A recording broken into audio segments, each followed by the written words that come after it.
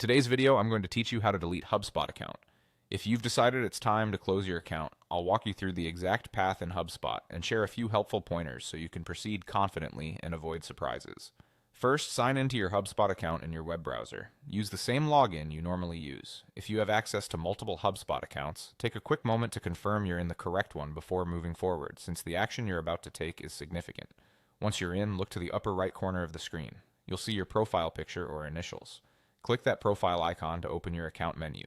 This menu is where HubSpot keeps a lot of key settings and controls related to your account. From that menu, click Account and Billing.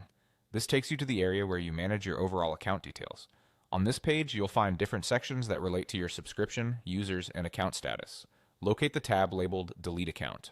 Click into that tab to access the dedicated section for permanently closing your account. On the Delete Account tab, you'll see the option to delete your account.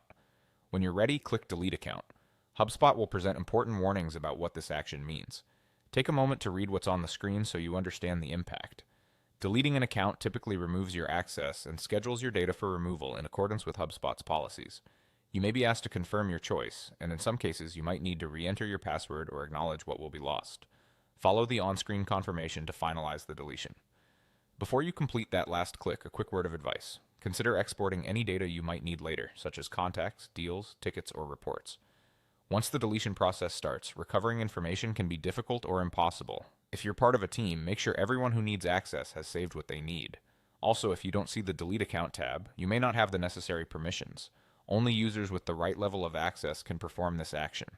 That's all there is to it. Log in, click your profile in the upper right, go to Account and Billing, open the Delete Account tab, and click Delete Account. Proceed carefully, confirm the prompts, and you'll be all set.